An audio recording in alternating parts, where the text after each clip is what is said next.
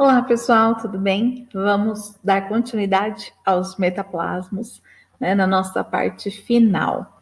Então, já falamos sobre metaplasma por acréscimo, por supressão e por transposição. Agora nós vamos falar dos metaplasmas por transformação. Vamos lá? Então, vimos na última aula, né, os casos de metaplasma por transposição. E agora os metaplasmas por transformação. Então, o nome já diz quando ocorre uma transformação. Era uma coisa, virou outra, né?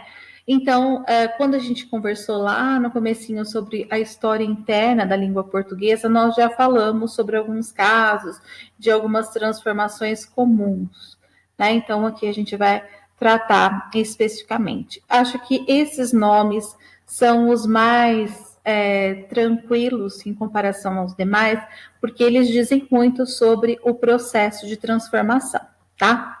Então, nós temos o primeiro, que é vocalização. Então, como o nome diz, né, é a transformação de uma consoante em vogal.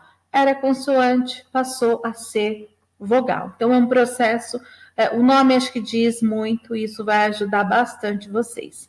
Então, nós temos ali, por exemplo, noite virou noite, esse C que virou I, né? Então, quando isso ocorrer, vocalização.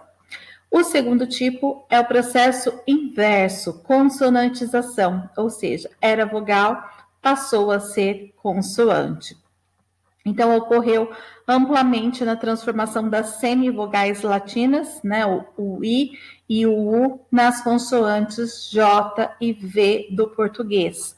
Então, era Ian, virou Já, né, esse I que virou J. Ou a gente tem o caso lá do finalzinho, ó, o Ita, que virou vida, esse U que virou V. Então, lembrando principalmente a questão da pronúncia, né? O som de consoante. Vocalização era consoante, virou vogal. Consonantização era vogal, virou consoante. Bom, depois nós temos um outro processo que é o de nasalização e desnasalização. Então, também são processos inversos. A nasalização é a transformação de um segmento oral em nasal. Então, por exemplo, A é oral, é nasal, né? Que é o som que vai pronunciado por meio das vias nasais. Né? O som vai lá em cima. Então, todos esses casos aqui a gente tem, por exemplo, sick, que virou sim, né? Então ali a gente tem não só uma mudança de uma consoante para outra, né?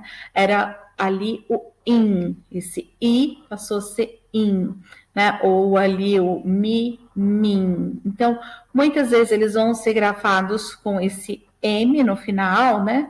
Ou dependendo da palavra com N, se for no meio da palavra, ou até mesmo com o tio. Então, ocorreu nasalização em muitas palavras que em latim apresentavam o grupo inicial es, né, transformado em enge, né, por exemplo, ensaio, enxame, enjeitar e por aí vai. E aí tem alguns casos, né, principalmente na linguagem mais popular, quando as pessoas passam a pronunciar como in, quando apenas teria um i, né, no caso de exemplo, a pessoa fala exemplo, né, ou o típico, que muita gente fala, em vez de falar idiota, fala indiota, né, então há um processo de nasalização. Obviamente, não é o que é aceitável, né, na gramática tradicional, né, é considerado como um desvio.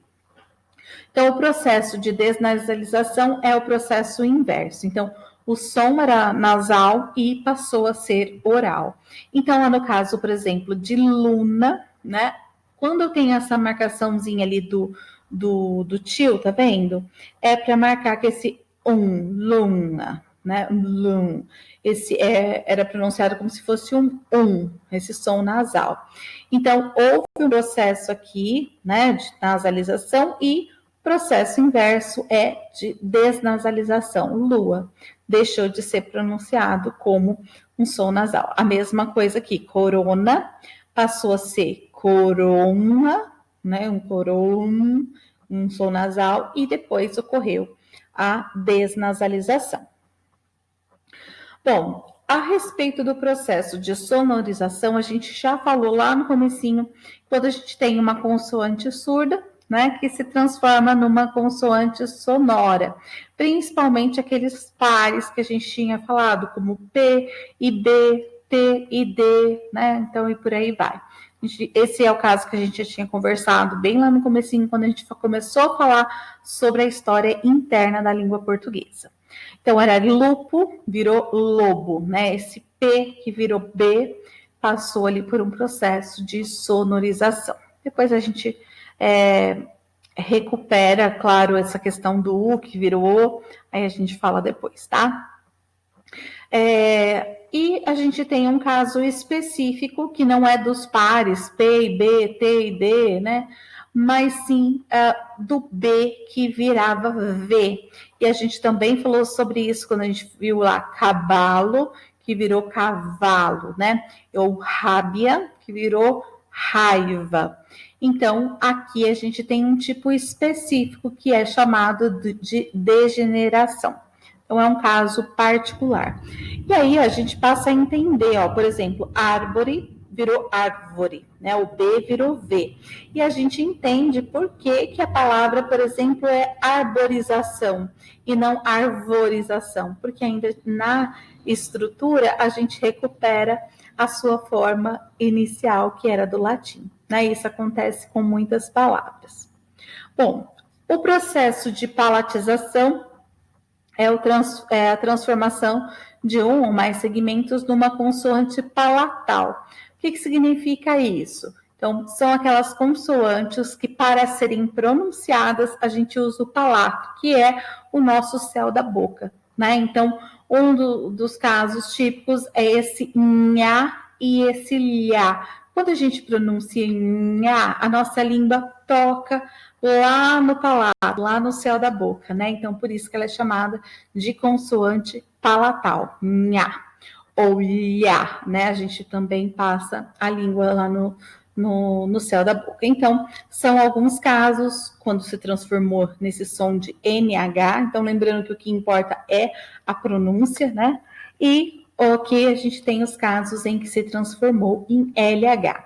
Outros casos de consoantes palatais é o do J, esse vejo, né? Também a língua vai lá em cima. Do CH, chuva, né? Aqui também a gente entende por que pluvial está relacionado à chuva, né? Aqui a gente tem o som de novo de LH, então algumas transformações que foram mais comuns. E aqui também a transformação para a pronúncia de X, né? Assim como do CH e de J, né? Beijo. Então, são consoantes palatais. Então, aí ocorreu esse processo, palatização, tá? Bom, depois nós temos a sibilação. A sibilação, nós temos a transformação de um ou mais segmentos sonoros numa consoante sibilante. O que é uma consoante sibilante? É essa que vai fazer esse sonzinho de s, né? Então, por exemplo, ali, ó, capitia virou cabeça. Esse é um som sibilante. Ou ouço, ou juízo, né? Então, som de s ou z são as duas formas. Então, transformou num desses sons é uma assibilação. O som virou esse, né? O z, típico do Z. Então, é esse som do S e o som do Z. Lembrando que se já era uma sibilante, né? Aí não é o processo, né? Tipo, já era S, o som já era de S, aí a gente não tem uma sibilação, né? Se era S, virou Z, por exemplo, não ocorre isso, tá? Então fiquem atentos nessa questão, porque, por exemplo, roça, né? Rosa era pronunciado como com S, mas a gente passou a pronunciar como Z, só que já era uma sibilante. Então, nesse caso, a gente tem o que a gente viu lá atrás como sonorização, tá? Fiquem atentos a essa questão. Bom, depois nós temos assimilação e dissimilação. Então, cuidado, assimilação é uma coisa, assimilação é outra. Bom, assimilar, quer dizer, é tornar semelhante a algo. Então, a assimilação é uma mudança de um segmento sonoro em um segmento igual ou semelhante em relação à pronúncia. Então, por isso que a gente tem essa até uma divisão, né, em assimilação total, quando se torna idêntico, e quando se torna parecido, seria assimilação parcial. Nesse momento não precisa, dizendo que é uma assimilação já está ótimo, tá? Não, vocês não precisam ficar dizendo se é total ou parcial. Então, nós temos ali, por exemplo, persona virou pessoa. Então, percebam que aqui eu tinha duas consoantes diferentes, dois sons diferentes, e eles passam a ser iguais. Então, aqui eu tenho um processo de assimilação. O que é, por exemplo, mirabilha, né? Eu tinha aqui duas vogais diferentes e passam a ser duas vogais iguais. Então, ocorreu um processo de assimilação. Aqui a parcial, a gente tem, por exemplo, auro e ouro. Por que eu digo que aqui ocorreu uma assimilação? Porque quando eu vou pronunciar auro, o A e o O estão distantes em relação à pronúncia. Ó, A-U, A-U. O e o U, eles estão mais próximos, ó, O-U. Não sei se vocês conseguem pronunciando, vocês vão perceber essa diferença. Então, o O, ele é mais parecido com o U do que o A. O A, U estão mais distantes. Por isso, quando eu digo ouro, né, essa pronúncia é mais fácil, porque ela está, o O e o U estão mais próximos em relação à pronúncia. Então, esse é um caso de assimilação parcial. Nós temos aqui também alguns outros casos, né? Então, por exemplo, amam-lo, né? Então, esse amam-lo, que seria o amá-lo, por exemplo, amar mais o vira amá-lo, né? O R vira o L. Nesse caso aqui, acrescentar o lo, amam-lo, o M e o L são mais distantes do que o M e o N. Por isso que o pronome é amam-no, né? Eu uso o no ali no lugar do pronome. Então, um caso específico. Aqui também nós temos casos da linguagem popular, né? Então, por exemplo, viste, vice, né? Que é até muito falado no Nordeste, vice. Então, aqui é um processo de assimilação. A dissimilação é o processo contrário, né? É a diferenciação de um segmento sonoro devido quase sempre à existência de outro igual ou semelhante na palavra. Então, tem lírio, tenho L e L, né, nessas duas sílabas.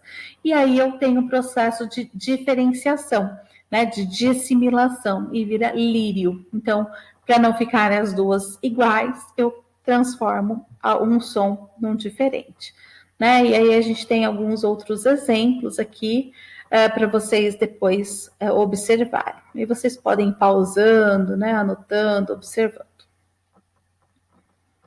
Bom, depois nós temos aqui dois casos específicos e menos popular, menos comuns de aparecer, vamos dizer. Apofonia, né? Então, é a mudança de timbre de uma vogal por influência de um prefixo. Então, percebam que é um caso bastante específico, porque ele é a junção de um prefixo à palavra, né? Então, nós temos ali, por exemplo, in mais apto, né? E então, na hora de juntar esse in mais apto, vira inepto, né? Então, houve uma mudança ali gerada pelo acréscimo do prefixo. É um caso bastante específico. A metafonia é a mudança de timbre de uma vogal por influência do timbre da vogal ou semivogal seguinte. Então, por exemplo, toto, né, que passou a ser tudo, né? Ou, por exemplo, aqui era fake, ficou vise, né? e depois fiz. Então, aqui, fec, fiz e fiz. Né? Então, aqui há uma mudança bastante particular. Vocês vão ver nos exercícios que há uma frequência menor desses processos. Em relação ali, a metafonia pode ocorrer no singular, no masculino e na primeira pessoa do indicativo, enquanto no plural, no feminino e na terceira pessoas do indicativo se conserva o timbre original latino. Então, por exemplo, aqui a gente tem joco, né? Yoco, né? E aí eu tenho jogo. Depois, foco, que virou fogo, né? Então, a gente tem um fechamento dessa pronúncia, né? De O para O. Porém, no plural, isso se mantém. Eu tenho jogos, eu tenho focos. Né? Então, houve uma mudança aqui de yoco para jogo. Então, era O, virou O. Mas no plural, esse O aberto se mantém, jogos. Né? Então, é um caso bastante específico. Ou no caso do feminino, quando eu tenho, por exemplo, porco, né? E porca, né? Há uma abertura em relação a essa. Então, olha, porco virou porco, fechou. Só que no feminino a gente tem porca. E aqui alguns casos também em relação ao verbo, né? Essa pronúncia do e do é, que a gente até, em alguns casos, há uma discussão, né, a respeito. Por exemplo, aqui eu tenho teço, de tecer, né, teço, e fechado, e teces, esse e que é aberto. Né? Então, tudo isso é um processo que envolve o som. Por isso que aqui a gente chama de apofonia e metafonia, porque ele está preocupado com o som, né, dessa pronúncia do O e do O. E, por enquanto, são esses os casos de metaplasmo. Eu espero que tenha ficado mais claro e que vocês consigam, agora, com todos esses tipos de metaplasmos, fazer os exercícios. Tá? Então, na próxima aula, a gente começa a falar sobre os exercícios. Tudo bem? Então, vão pausando o vídeo, fazendo anotação. Se tiver dúvida, pode deixar o comentário para a gente já ir conversando e na semana que vem a gente começa os exercícios. Tudo bem? Até mais, gente. Um beijo.